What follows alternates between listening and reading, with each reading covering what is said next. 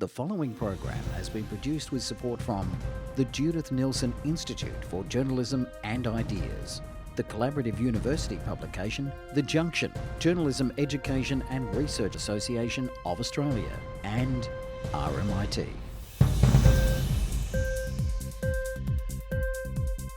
Hello and welcome to this special event.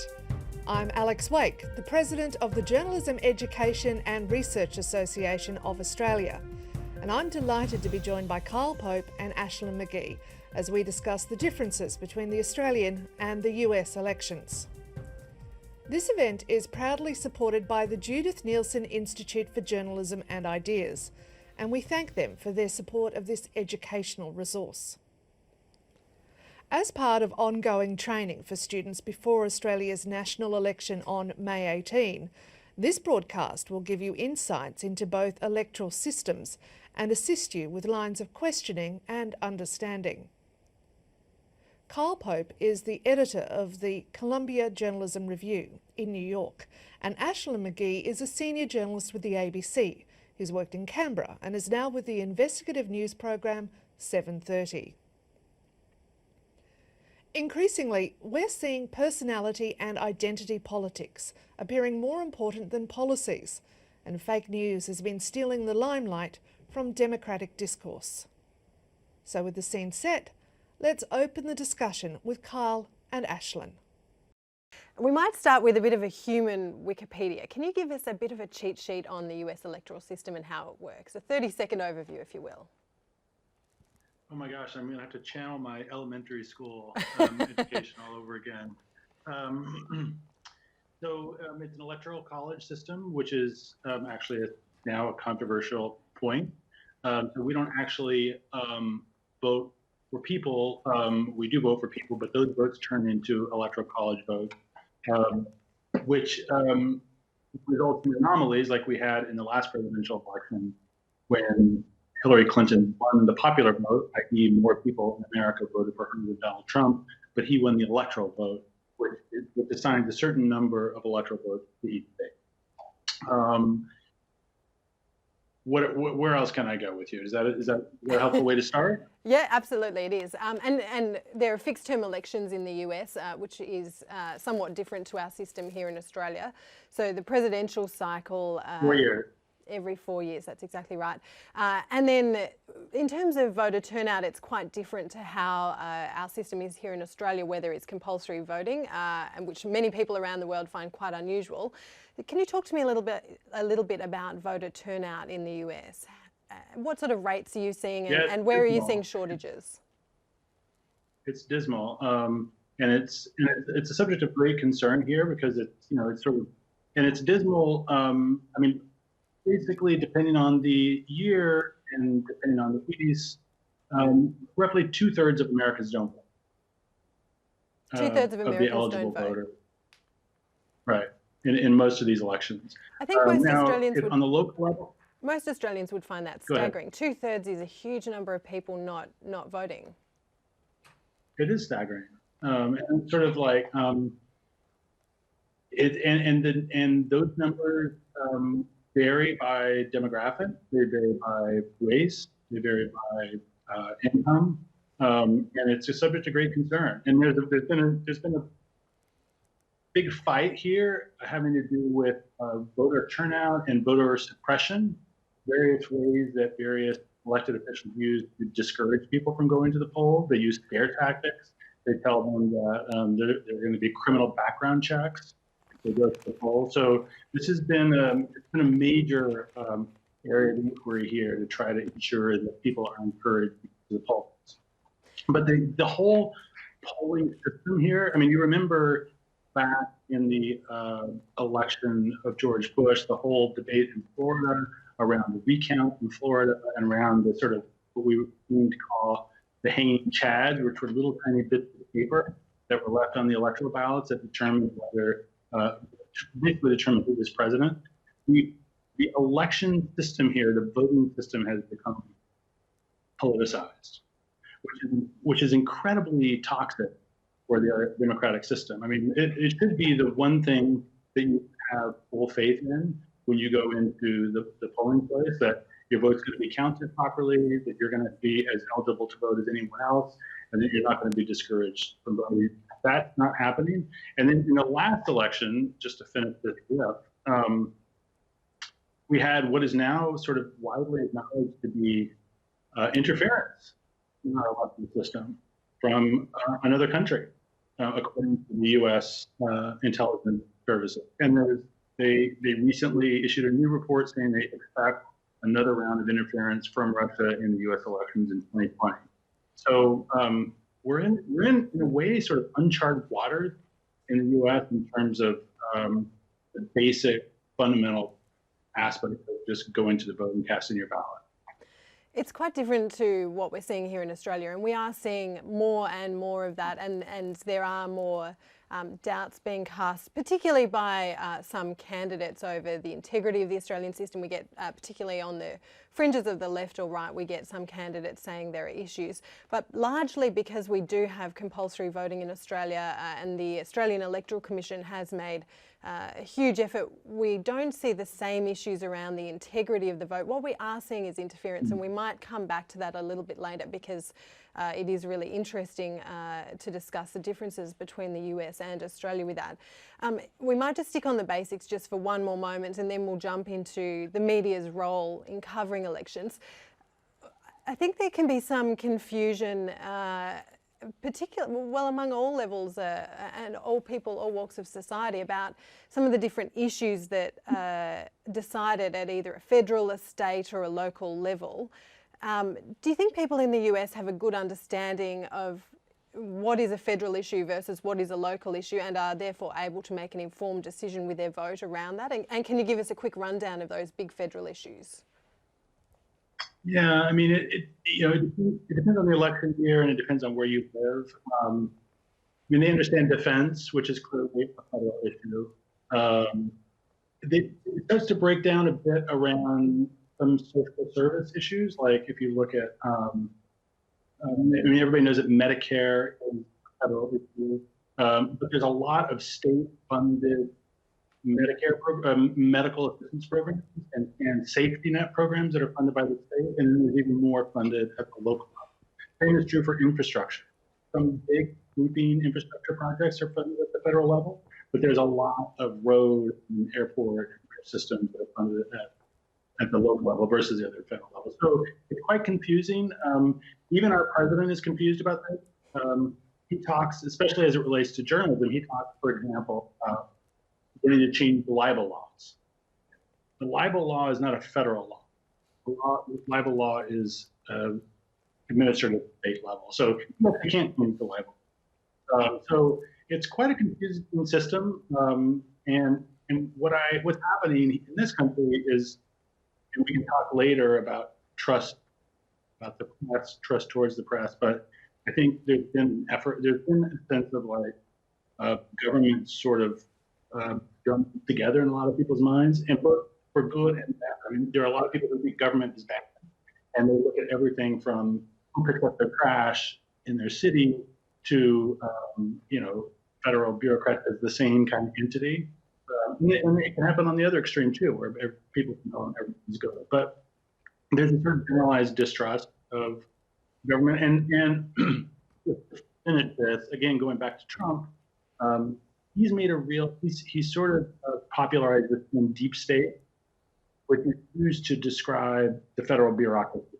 But what we're seeing, and we see anecdotal evidence around the country, is that his supporters also equate it to state and local bureaucracy. They call their people at City Hall part of the deep state. And again, it's a sort of dangerous development in terms of how government works and how it's supposed to serve people. It also seems like a deliberate strategy to sort of blur those lines between what is local, state and federal.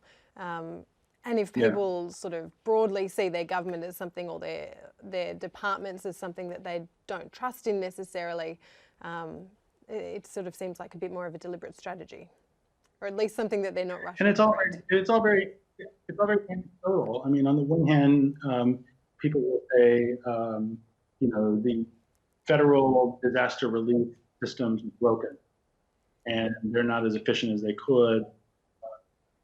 until a hurricane happens.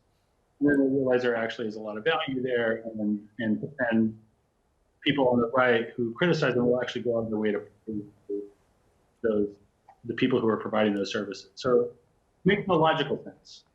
Okay, let's talk a little now about the media's role in an election and covering an election. And I think the way it's done is very similar to here in Australia, but also quite different. And part of that is in the planning. You know when an election is coming. We know when an election is coming because we hear the fever rising in Canberra and politicians are throwing around dates. Their operatives are mentioning here would be good, there would be bad. We've got a sporting grand final here. But for a fixed term election, when does a campaign earnestly get underway and when do journalists consider it we're in campaign zone? It's grown, the length of time has grown every cycle. So here we are sitting in April of 2019. The presidential election is in November 2020. So if you do the math on how many months that is, the year and a half basically. And we are deep in the thick of it. So in a year and a half before the election, we have 20 candidates declared on the Democratic. We have most major news organizations having assembled campaign teams. We already have sort of campaign airplanes and bus planes, and you're already seeing candidates show up in New Hampshire and Iowa. So it's a full-on thing. Last week, CNN broadcast, I think it was 6 hours of town hall meetings with different Democratic presidential candidates, one after the other for 6 consecutive hours. So it's sort of mind blowing and insane, and we're all gonna like die of exhaustion, but it's deeply underway. And it's frankly ridiculous. I just don't think, I don't think the average person who has a life and a job and wants to tune into presidential politics when they feel like they need to make a decision. I can't believe that they're paying that much attention now. And it gets to something we can maybe discuss later about sort of politics as a horse race, as opposed to politics as a serious discussion about serious issues. That's absolutely right. It's that whole issue of, well, entertainment versus the issues around politics that the media is really struggling, I think, here in Australia too, to work out how much attention to give to both. And clearly the interest is with issues, but the public loves the game, the showmanship of politics. I wanted to talk a little bit more about logistics before we move on in terms of, you mentioned their campaign planes. Here in Australia, we have campaign buses and planes. And usually how it works is each outlet usually will assign one reporter onto the bus or the plane with the candidate. And it's slightly different in that both are elected members of Parliament already here, the opposition leader Bill Shorten and our Prime Minister Scott Morrison.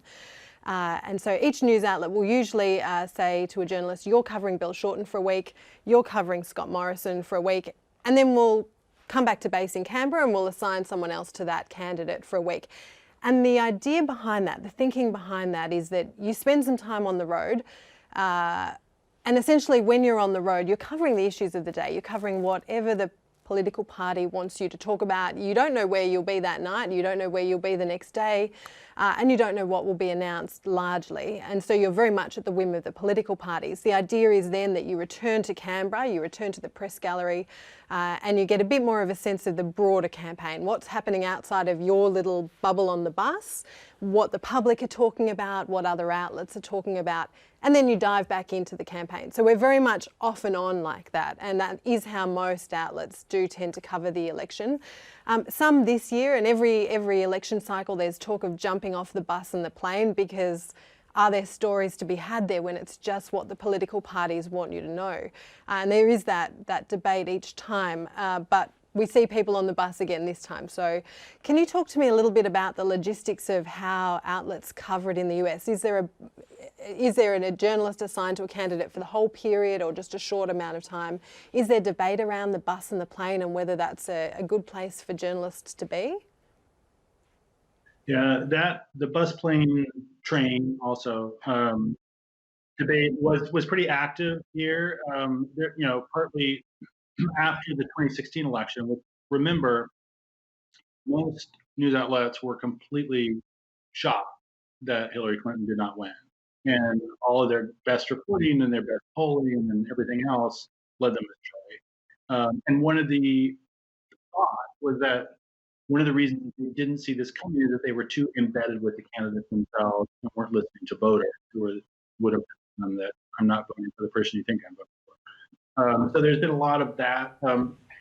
It's not quite as, I mean, so what we have here more is this kind of swarm system where you have candidates get sort of, especially now at this stage where there's so many candidates, and there's this, we're starting to develop a sort of predictable wave where candidates will announce, they'll attract an enormous amount of attention. There'll be a sort of honeymoon period, and then the press will get bored with them and they'll move on to somebody else. In fact, we're at Columbia Journalism Review, where I work, we're doing a story about sort of one of those candidates who was sort of dropped by the press, and how do they re-engage the media, because it's tough for them to. So anyway, I think it's hard for people to sustain attention. I think it's a little early for these news organizations to be able to be putting full-time reporters in with all 20 of the Democratic candidates. So it's going to have to sort itself out a bit more. Obviously, in the US, we see outlets like Fox News, a whole lot of others that are players in the political system. What do you see the role of a journalist as during the election campaign? Is it to, well, perhaps tell me in your words, what is the best journalism that can be done during an election campaign? I mean, I think it's what it's always been, which is to tell the, to inform the voters on stuff that they need to know to make a decision. And also to sort of shine a light on these candidates, a very bright and very harsh light sometimes. So we really, really understand who these people are. And we understand who they are regardless of where we think they are in the political process. We have this issue with Trump, which is, because most serious news organizations did not expect him to win. He didn't get the scrutiny during the election that other candidates got or that he should have gotten. So I don't know, like last year, finally, the New York Times did this amazing, detailed probe of his business, where his money came from, how his business was transacted, what was the role of his family, and it was devastating in that it was all built on, a lot of it was built on fraud. But that's something that, arguably should have been done a lot earlier. I mean, that's the kind of story that voters need to know about before they cast their vote. So I think the role of the press is what it's always been, to our role is to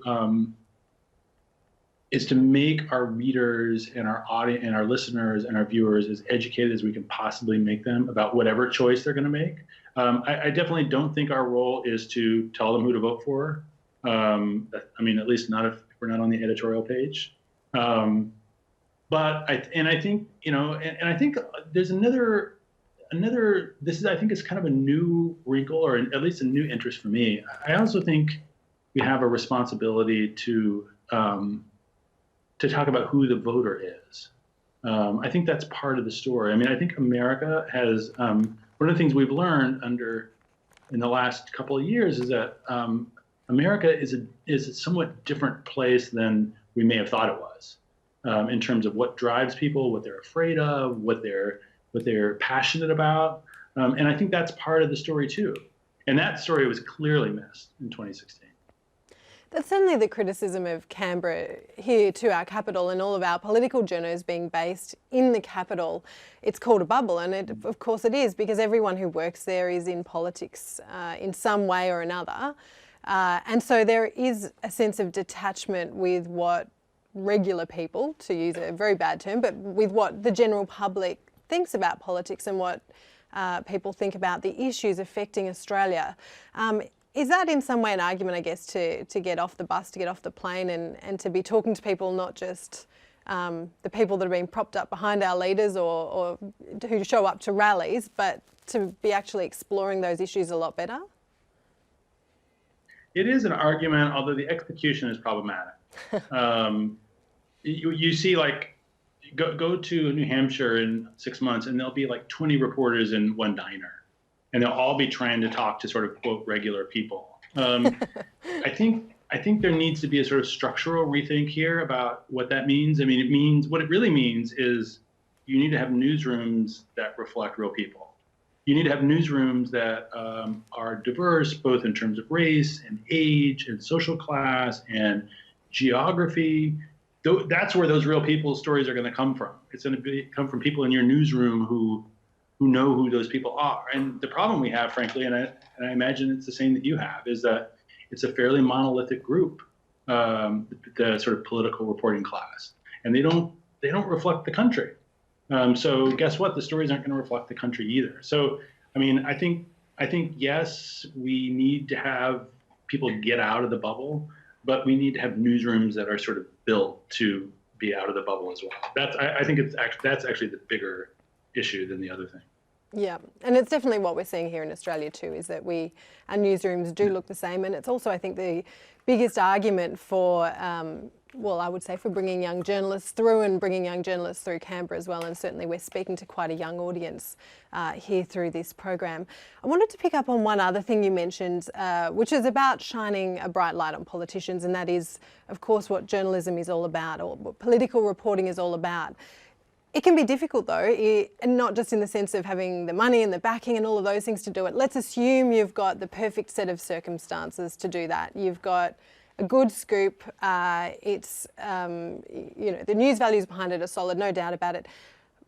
But what then is difficult for, I think, particularly young journalists to deal with can be the blowback from that type of coverage, from shining that bright light. And of course that's our job, but can we talk a little bit about how to deal with that? So in terms of when you publish a story, wherever it is that in some way is critical or calls out perhaps an inaccuracy or exposes something new, you get the cold shoulder, you get locked out.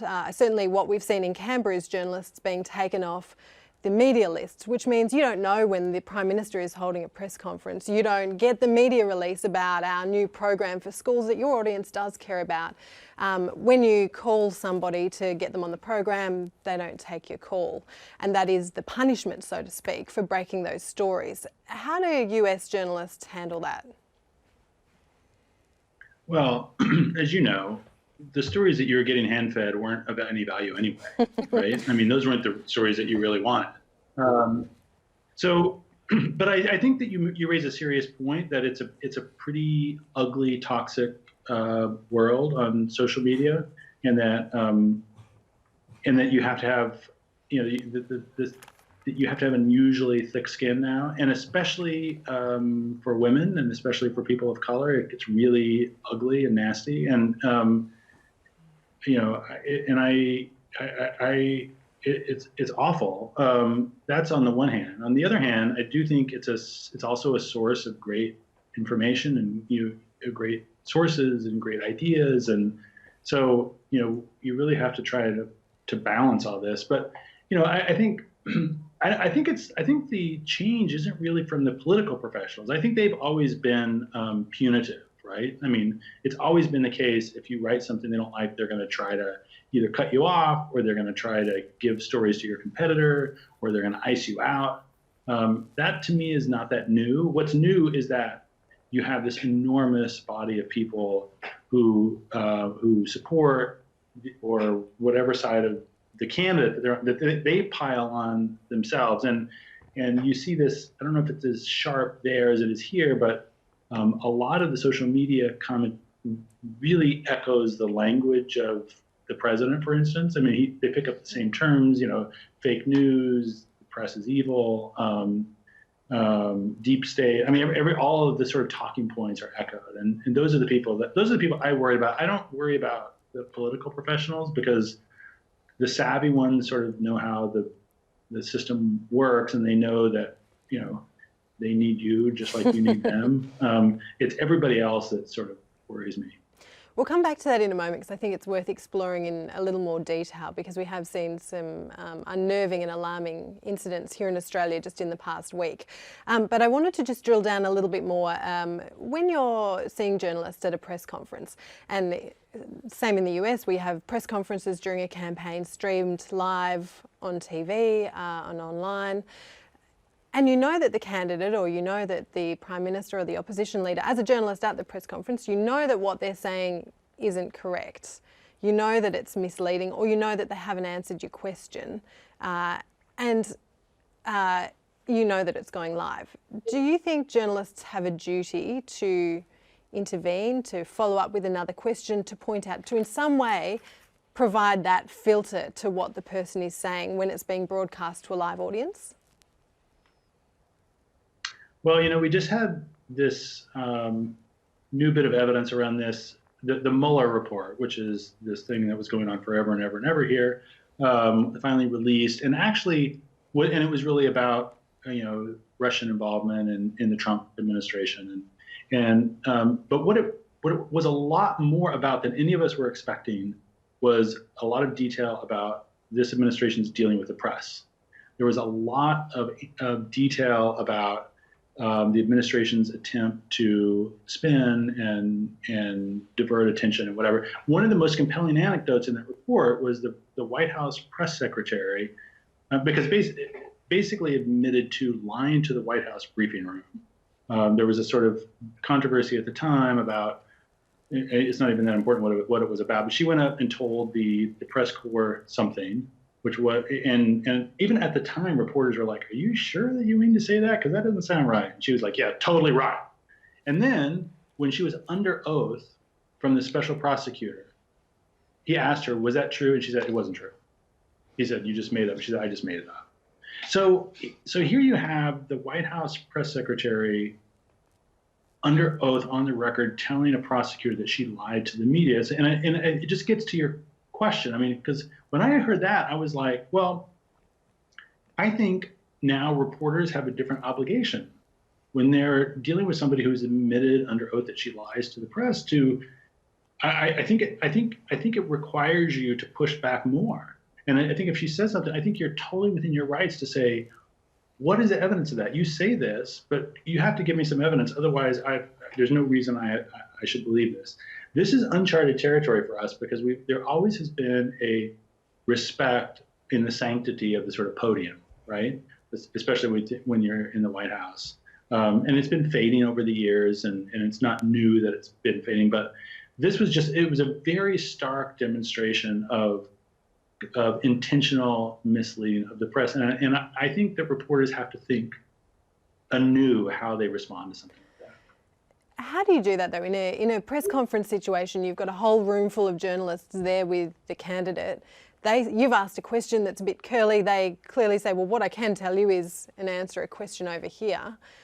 Is there then, should we as journalists be banding together and then having someone else ask the follow-up question and pointing out, hey, you didn't answer that? Because they rarely come back to you. The politician will rarely come back to you and say, sure, I have a follow-up question. They know what's coming and they're not interested. So as a press community with very different objectives and very different audiences, is there some way we can band together to counter that when our general objective is to get an honest answer? That has happened a couple of times in the White House briefing room where somebody has refused to answer a question from a reporter or refused to answer a follow-up, and another reporter has said, has either repeated what they said or has said, you should answer their question. At the end of the day, reporters can't make these people do anything. We can't make them tell the truth. We can't make them answer a question. All we can do is sort of shine a light on it. And, you can keep, and there's been some sort of notorious cases where reporters ask the same question multiple times again, just to sort of get on the record that the person isn't going to answer the question, which has value. Certainly there are some notable examples of that here in Australia with our former Prime Minister who stood there nodding like this at a camera for, I think, 30 seconds, and it was incredibly awkward, but it made for great TV. And in terms of the disclosure... I beg your pardon? It was telling about the fact that he didn't answer the question and told you something about who he is and how he thinks. That's exactly right. Because quite often I think in politics you can get caught up as a journalist in I guess the difference between what you care about, which is, hey, he didn't answer my question, or he wasn't honest, or I know this was misleading. But then you also put it through the filter of, well, does my audience really care about this? I've got mum at home, making dinner, dad looking after the kids. Like, do they really care? And so a lot of that doesn't ever make it to air. And often a situation like that, where you've got something quite humorous or a reporter saying we asked 6 times and he didn't answer, is a way of getting that point across.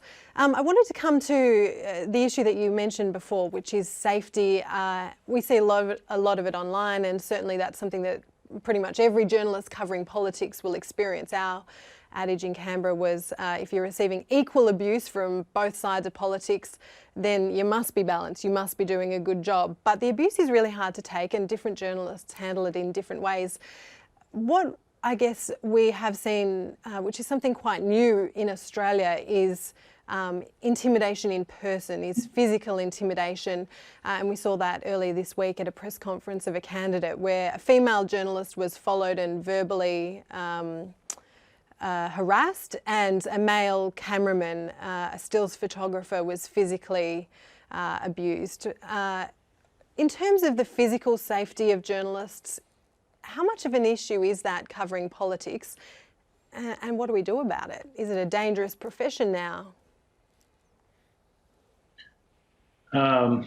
Yeah, I mean, it's telling that organizations in the organizations like the Committee to Protect Journalists now view sort of protecting U.S. journalists at home as part of their mandate. It used to be that they were primarily focused on journalists working in war zones or other dangerous places.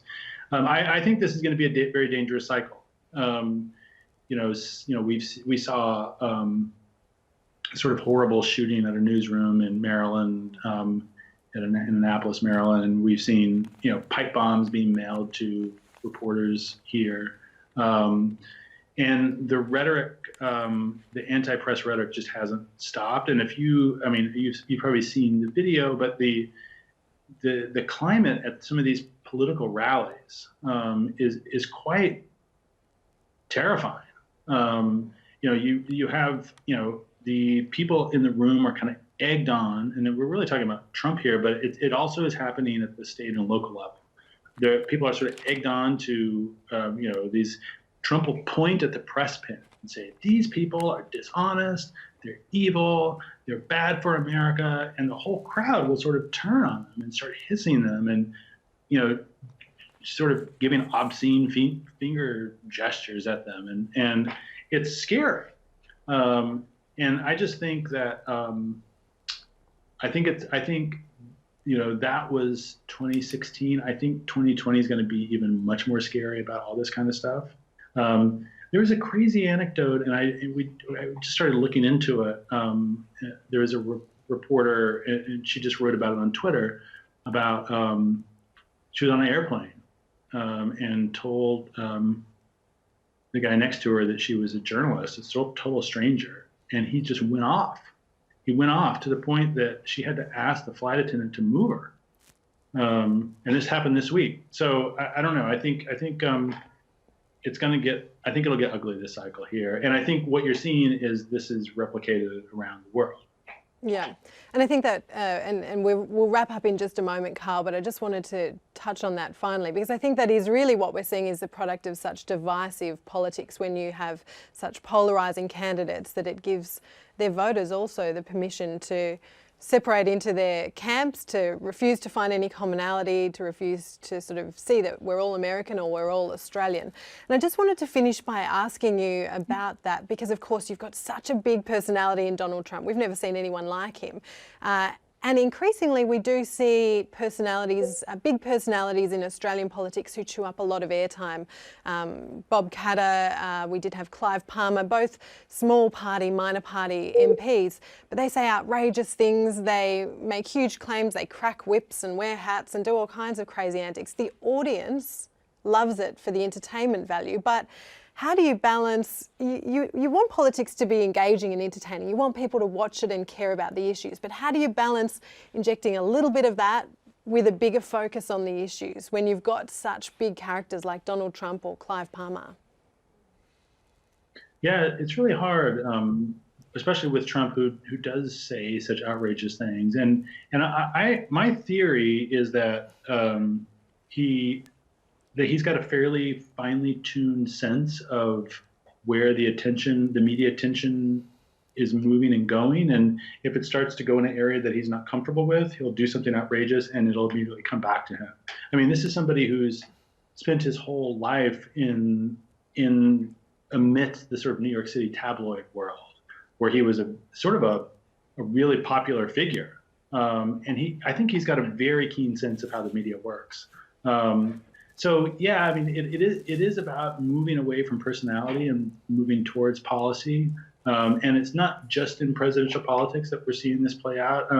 Right now in the U.S., we're in the middle of there's a serious environmental proposal called the Green New Deal, which has been proposed and which is aimed at addressing climate change and the effects of climate change. And the coverage of that is all about personality too. It's about who are the people doing it? Is it going to get support in the Democratic Party? Is it going to sort of galvanize the Republicans, without very much discussion of sort of the details of the proposal itself, or even why we need to be thinking seriously, like the fact that we're in an urgent climate crisis is sort of worthy of discussion. Let's get away from like who's going to benefit most if this proposal rises or falls. Thank you, Carl and Ashlynne. Well, that's given us a lot of food for thought and insights into both systems in both countries. You can read more about the federal election on The Junction, and also join us for our upcoming broadcast on May 18. A huge thank you to the Judith Neilson Institute for Journalism and Ideas and The Junction for their support of this broadcast. I'm Alex Wake. Thank you and goodbye.